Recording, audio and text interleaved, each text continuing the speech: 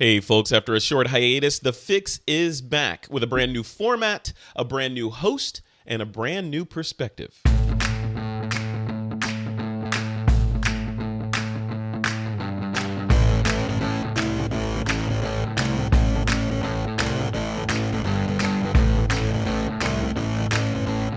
Hey folks, welcome back. It's been a while since we've posted anything on TheFIX, this show. You may have noticed Sean is no longer affiliated with TheFIX. He's gone on to some other things. He's just got really busy. Lots of projects going on with lynda.com and some other things that are going on. And we decided this would be a good time to switch gears on the show and put a brand new face on TheFIX and kind of change the show completely. So TheFIX is being reimagined and relaunched with a fabulous and fantastic friend of mine, Miss Renee Robyn, who's joining me on this hangout to kind of shoot the breeze a little bit about how I was able to Jedi mind trick her into taking over the show. And we're going to talk a little about what her plans are for season 2 of TheFIX. Renee Robyn, welcome to your show, TheFIX. What's going on? Hello. I'm good. I'm nervous. Why are you nervous? Come on, you are like the least nervous person I know. I know. I've never done anything like this before. And so I think whenever we do something new, it can make somebody nervous. Yeah, that's true. That's very true. But It's a whole new skill set. You hide your nervousness very well. I think that's a key, to surviving on this planet is, you can be nervous internally but outwardly, you show confidence and stature, and that's what you do. So that's good. Isn't that fake it till you make it? Exactly. Yeah, something like that. Yeah. One day I will no longer be nervous. One day you are no longer. Yeah, I predict after 3 or 4 shows, you'll be like, "What was I nervous about? This is totally fine." Yeah. I guess I'll find out. Don't worry. You will do fine. And I think you will crush it. So let's talk about TheFIX. So TheFIX so far has been, and the reason we named it TheFIX was it was a show about post-processing and how to do specific Photoshop techniques and different things like that, which was great. It's still good and much needed. But I think we think that there are a ton of people and a ton of resources out there on the internet right now that do that ad nauseum. Everyone from Kelby Training to lynda.com to YouTube. There's even a ton of Skillshare's got stuff. I mean, it's Yeah. everywhere and it's so saturated, which is awesome, which is great because it's getting a ton of information to people who really, really want it. Yep. Yeah. But I think that there's also a huge market being completely ignored, and those are the people like myself who have been doing photography and Photoshop for a number of years and are looking for more advanced stuff. Exactly. Yeah, not only more advanced stuff, but also I know we talked a couple of days ago about the lineup of people that you're bringing on, and you're going to be interviewing some of the I want to be politically correct, real artists. So you're and that's a loaded term because who says what's real and what's not? But these artists are people that you could spend. I would like to see their Google Analytics because they have the imagery on their pages that just makes you want to sit there for a long time looking at these images and what was going through this person's mind when they put this together. And you're bringing these people on the show, right? Yeah, I've dug through some of the best artists that I can get my hands on, and I wanted to see what they would be willing to bring out. I mean, I noticed especially there's a huge lack of international artists being represented in the media as well. I mean, you can see them online in their Instagram accounts and everything like that, but I go to Europe a fair bit, and so therefore I've got a number of friends over there and a lot of really, really, really good artists over there, and nobody in North America knows about them really, and I think that people should know about them, their art, and they have so much to talk about, they have so much to teach, and their approaches are quite different. A lot of times art and training overseas is very different and handled very differently than it is in North America. So, for example, going to Copenhagen, the photography program there is a 4-year program. It's an apprenticeship. You go to school for 2 months and then you're working underneath a working professional photographer for the rest of the year. It's crazy. It's handled. training. It's handled very differently. It's handled like a trade, like an actual trade. So as a result, the artwork. I mean, we've all swooned over the crazy Russian artists on 500px, right? They're all so good, but there's a reason for that. You represent. Yeah. Hey, but there's a Yevgeny, reason for I'm that. representing Yevgeny. No, that's cool. I'm excited for this new chapter because it's, like we said, like you said, you used the word saturated, and I think the post-processing space is saturated and moving more. The way that I learn personally is like I learn best by seeing stuff that's cool and then trying to do it myself. Yeah. Rather than the reverse of here's a cool technique of how you use the pen tool or whatever, and seeing somebody do it on something that it does not relate to me at all, and then me like trying to remember that when I actually need it. The other way works best for me. So yeah, this is gonna be good. Let's talk about you a little bit. So you are, now the hostess with the mostest. It's coming over to take over the fix. What? Give us like the elevator pitch for Renee Robyn. What's your pedigree that gives you qualifications to take over this popular show? God, why would you ask me a question like that? I'm not good at talking about myself like that. I hope you don't lose it out your nose, by the way. It's what I do. I'm the Oprah of the photography world. Well, I travel with a few key differences. I'm just saying. Well, I mean, I travel a lot. I've been doing Photoshop since I was 16. I've been doing photography professionally now. I just crossed my 7th/8th year anniversary, which sounds really weird to say, but there's a long backstory. But it's a 7th/8th year anniversary. I've presented at WPPI, at Photokina in Germany this year. Was my first time overseas speaking there. I've taught a lot of workshops. I've had larger name commercial clients I've worked with. I mean, I've worked with Corel Media. I've worked with Adobe now. I've been working with Intel, and so on and so forth. So a lot of stuff in the software world and technology world. And I'm still doing that, and that's not going to stop. But I also think that when you work really hard and I had a motto when I was younger, and that motto was work until your icons become your coworkers. And so I had a list of these artists online that I love their work, and over the years I've been able to meet them, and I've developed friendships with them.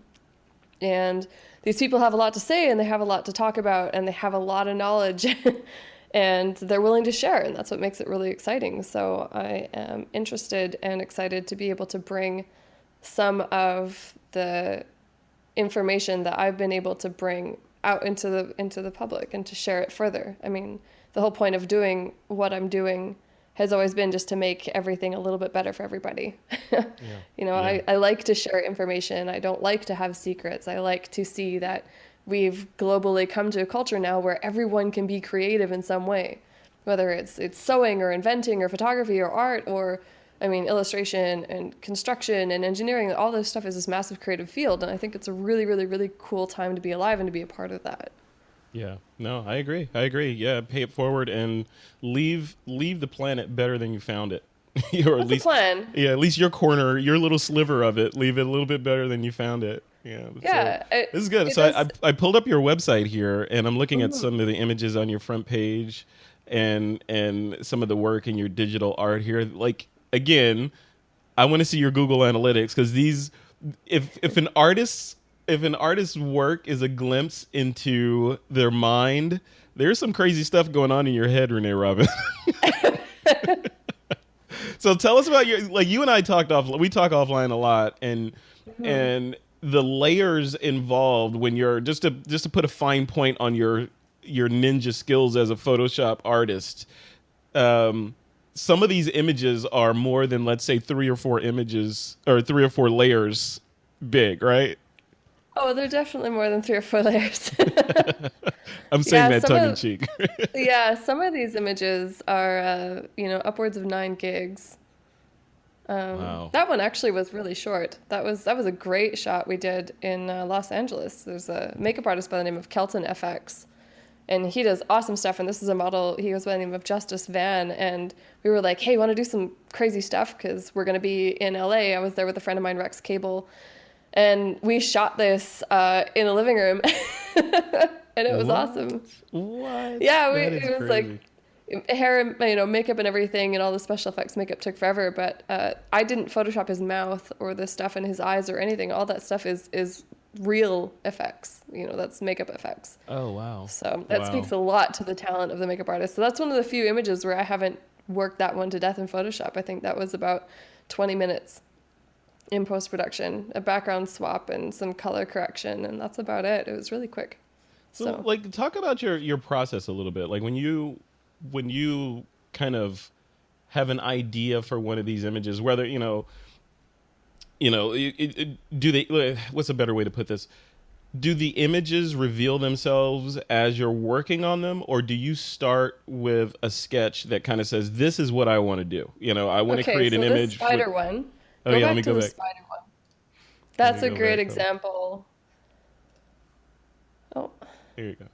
yeah, okay, so it's both ways. So sometimes I will have no idea and I look at the images kind of like sculpting, right?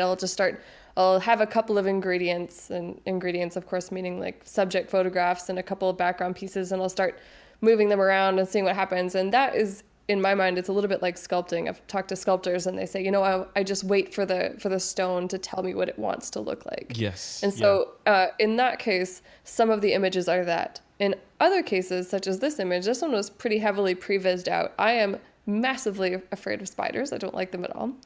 And I was like, I'm not going to let myself be controlled by the sphere anymore, although I'm still scared of them, but less so.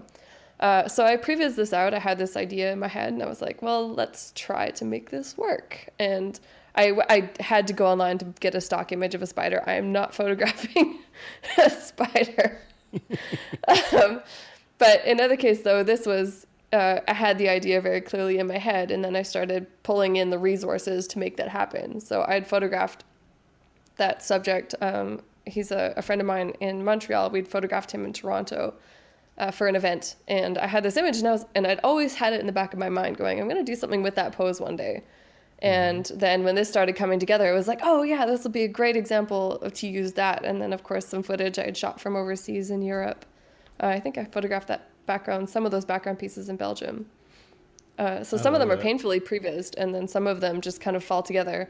There's another that's one. That's one of the things I like about when we talk and you say things like, "Oh yeah, I'm going over this place, so hopefully I'll grab some good backgrounds." It's like you're like, when you travel, you see the world differently than other people, because you're like, "Oh, that would make a good background for a future piece," and you snap a photo of it, right?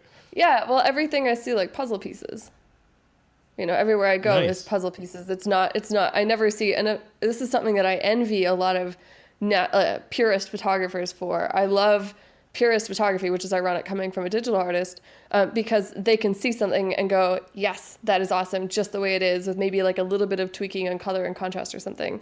And they can make that beautiful. Whereas I can't see the world like that. I have such a hard time seeing everything just for what it is. I just sit there and go, oh, okay, well, this is my baseline. Mm-hmm. And then, my imagination runs away with it and turns it into something completely different. I actually started a project called the Low Light Project, which is a throwback, the anti to this, which is I try to get everything I can, including colors, in camera. Oh. And it actually helps me become a better digital artist, actually. Get it right in camera, yeah. So looking at this body of work, it's amazing. Congratulations. Thank you. What was the destination for these images? Are these personal things where you're just like, I have this image in me and I have to get it out, I'm going to just create, or were they commissioned works or something else? A lot of the work that you see on my website is commissioned stuff, but of course there's also personal work as well. This one here was the girl falling down on her face was a personal work thing. Last year when I was, I guess, 2015? Yeah, 2015. Mm-hmm. I was in Holland, and I was carrying 2 bags of groceries, and I tripped while I was carrying those groceries, and I fell on my face, and I injured myself very, very badly. It was really not good. Wow.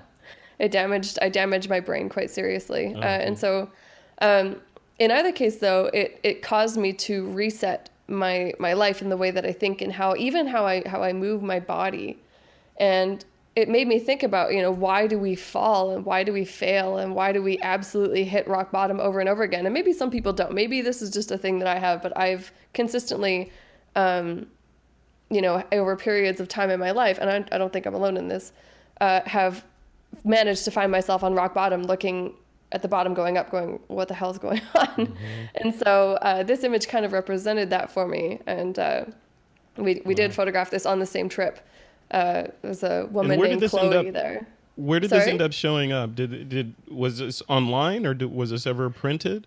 It's online. I've actually had a couple requests for it to be on book covers. So I haven't licensed it yet, but we'll see.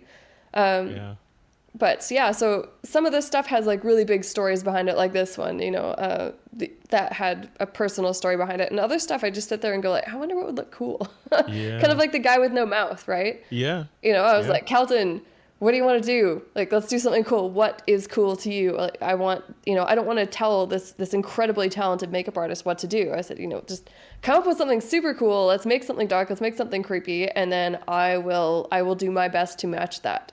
In that case, it's more like a digital based dance. On what you said about falling with the groceries, inspiring that other image, this one looks like it might have been inspired by an argument you had with some guy. I don't lose those arguments. Come on. I love it. Great, that one. Every single person who looks at the artwork that I make, though, everyone sees something different, and that is what I think makes successful artwork. And I'm using the term art loosely because I do have a rather unpopular opinion that the things, photographers and photography isn't necessarily an art, but it's a craft. And I feel very strongly about my own artwork is that it's a craft. But I will default calling everybody artists because I do feel that there are artists in our field. So you did a very controversial episode of This Week in Photo. I'm sure it will come up over these episodes coming up as well, because it's something that I'm very curious on. I'm not opposed to having my opinion changed. It's simply an opinion. It's not a belief. Yeah, that's good. Well, I mean, I think that's part of what'll make the fix.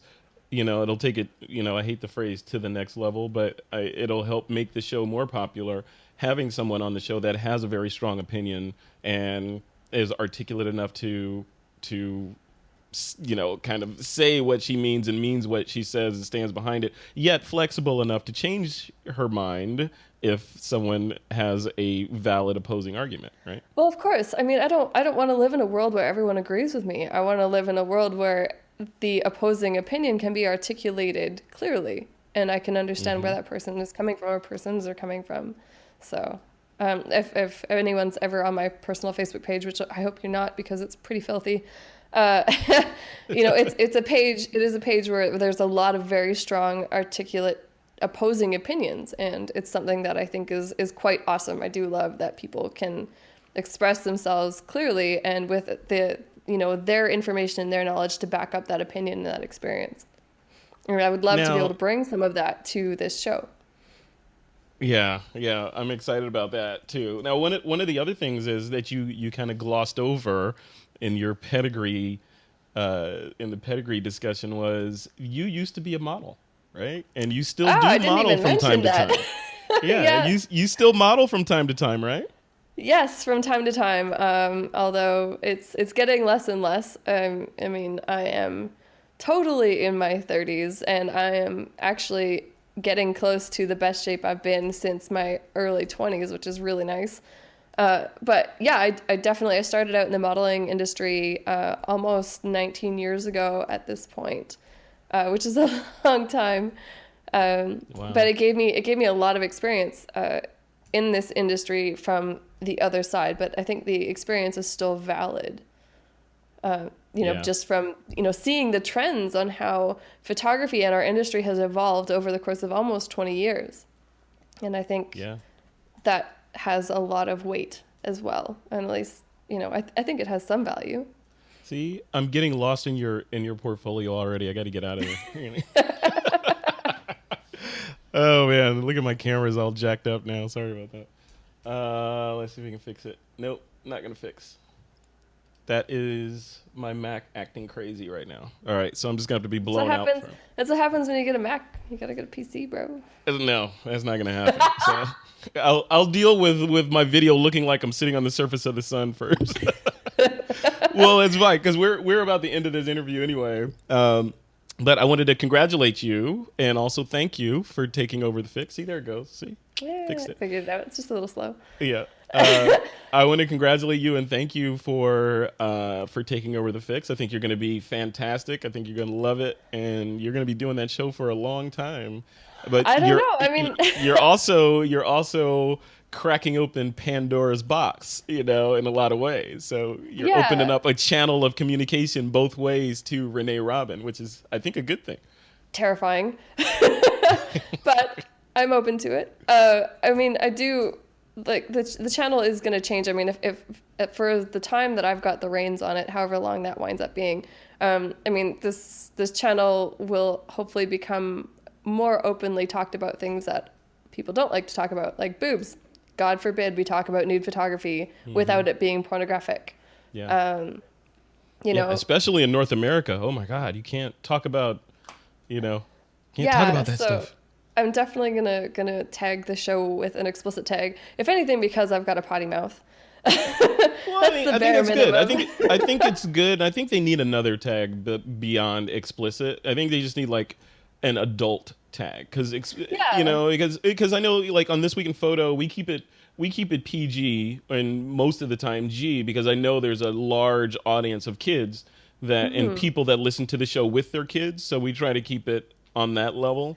But explicit, I think, is the wrong tag for somebody who has colorful language. I think explicit to me, explicit means you're showing, I don't know, some sort of gynecological type stuff. And I have no interest in doing that. Yeah. I'm not afraid to talk about bodies and stuff, but at the same time, this show may not always be something you want to listen to with your 6-year-old in the car. Yeah. Maybe not, right? This will probably shift the audience a little bit, so just keep that in mind when you're listening to it, that if you have tiny humans or sensitive ears around, maybe just not saying every episode's going to be like that. Yeah, but, it's just going to be the real you. It's going to be the real you coming out, and it's I think it's good because it's in a lot of ways. I mean, you're going to lead the way for a lot of the different shows that are coming on This Week in Photo because the network itself needs to grow up in a lot of ways. I mean, not that we're juvenile, but we've been very like, and I don't think it's a bad thing, but we've been less raw. And I think making it a little bit more real and a little bit more raw and a little bit more controversial, I think is a good thing for the network to grow into whatever it's going to ultimately end up being. Yeah, I have no interest in starting fights for the sake of starting fights, but I also have no interest in being PG for the sake of being PG. I'm sick to death of PC, like politically correct everything drives me completely mental. I'm over it. I mean, we have a vast majority of adults that can act like them. I have a Facebook page called Digital Arts for Fucking Grown-Ups. And it's exactly that. We have a very short set of rules of, conduct yourself with appropriate behavior for a grown-up, which means discuss things like grown-ups, but don't indulge in this teenage, mentality, right? Like the worst part of, at least in my opinion, the worst part of being a human being is having to be a teenager. Yeah. And I have no interest in dragging that out again. I'm still a recovering teenager. I don't know if I'll ever get over it. God. It scarred me for life. If we could just jump over that, it'd be awesome. I'm okay with it. Yeah. So Renee, while you're working on the next episode, which by the way, who are some of the people that you're bringing on? Well, I have some interesting humans coming on. I have Bella Kotak, who is nauseatingly sweet and talented and beautiful and all this stuff, and I'm going to do my hardest to get her to at least say shit once. She's so polite and British. It's wonderful. But she's massively talented and does great work with color, and so she's one of the humans I have coming on. I have another guy named Draco Rubio, who's an incredible composite artist. and he uses a lot of 3D in his work. And I think for digital artists and photographers who are wanting to maybe reach out a little bit further, there's a lot of 3D resources that are coming available for people who are interested in bringing in extra elements and where they can find that. So he's one that I have coming on as well. Cool. I am bringing on somebody to talk about Capture One. So this will be one of the more entry level podcasts that we're going to do because I do think Capture One, and I use it in my process quite a bit, especially when I'm tethering for composite artwork. But I mean, it's so much more powerful than just for composite artists. And I think that having kind of like a walkthrough of, maybe the top 10 things that are awesome about Capture One for, a blanket user, I think would be really helpful. Yeah. There's not a lot of resources out there for Capture One yet. And I think that's going to change, but it'd be nice to just kind of share that with everybody earlier on. Yeah. Good. I want to watch/listen to that one. I've been hearing a lot of good things about Capture One, but I've been in the Lightroom, Photoshop, Adobe ecosystem, and if it ain't broke, don't fix it. But sometimes you have to fix it because there's something different out there. So. Exactly, and I'm fully invested in the Adobe culture for sure. I mean, I use Photoshop, absolutely. I'm learning other Adobe programs, but it doesn't mean that just because you're using Adobe is the only thing you should be using. There's so much technology out there right now that's really, really amazing. Yeah. Also, for every season that I'm working on this, however long that goes, I do plan on bringing on one person per season that is not a photographer. I did, and what this came from was I did a podcast when I was in Holland in the fall of 2016, and we had an entire panel there of photographers and digital artists, and we actually brought in one of the fashion designers that I do a lot of work with when I'm in Holland. She goes by the name of Fairytas. And it was so enlightening to listen to somebody who's massively creative and really, really good at what she does, but talking about her inspiration and where her ideas come from and how she pulls everything together.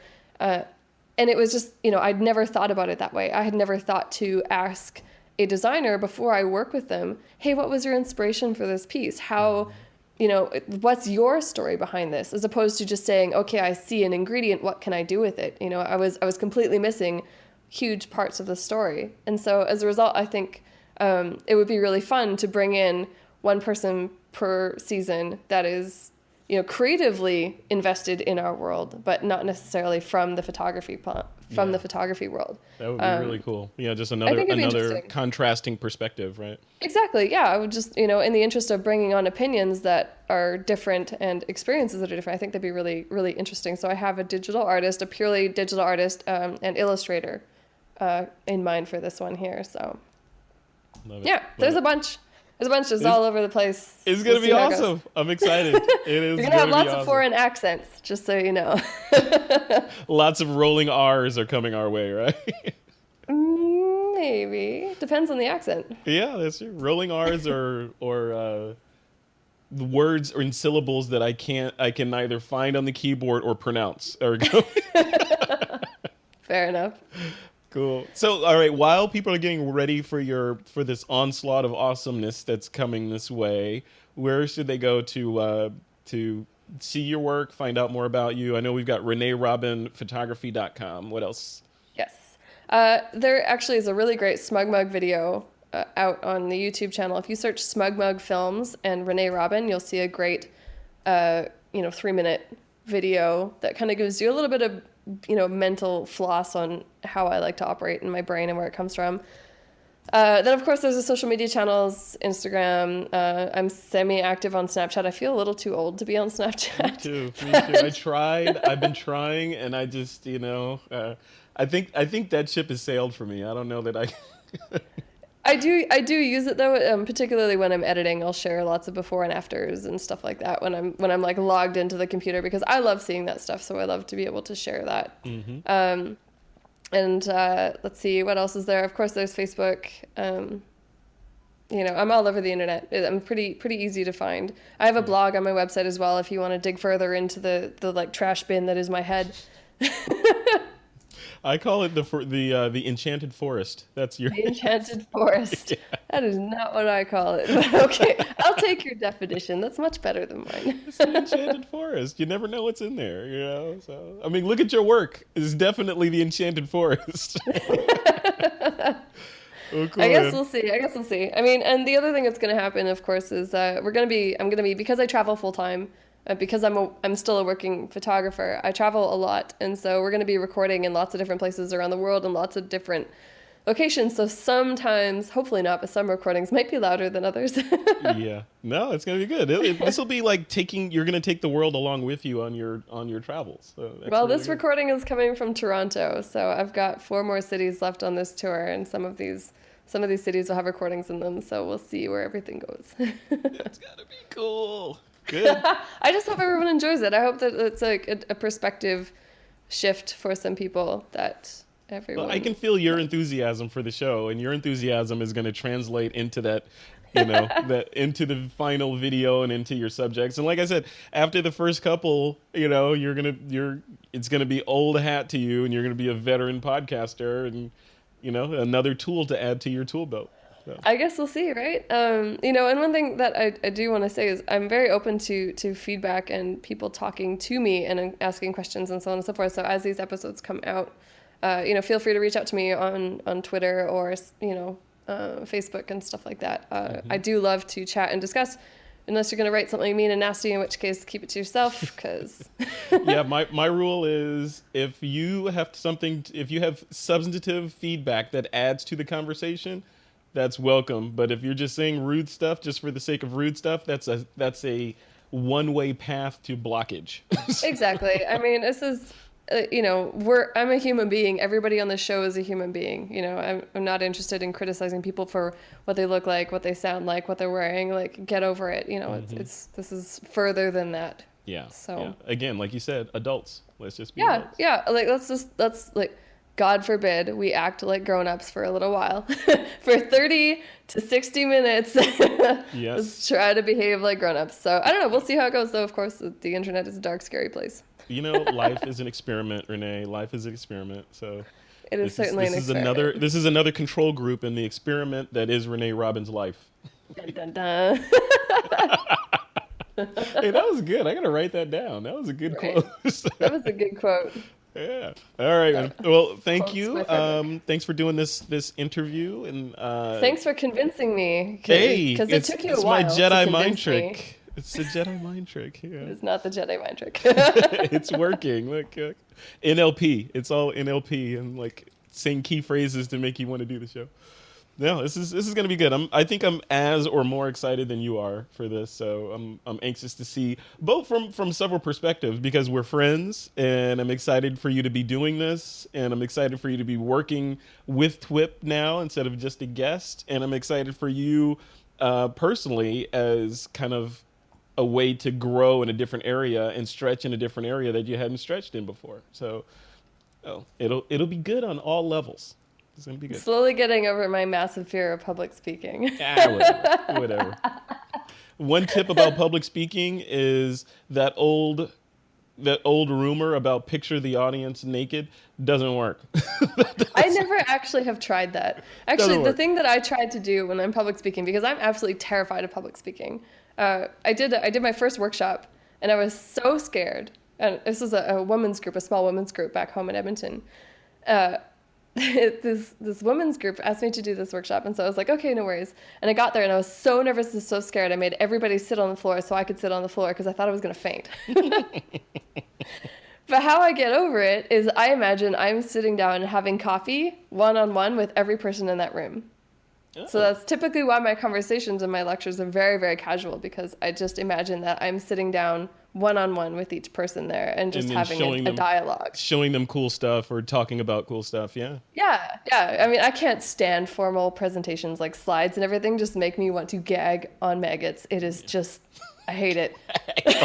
Maggots. It was the worst thing I could think of at the moment that was relatively PG.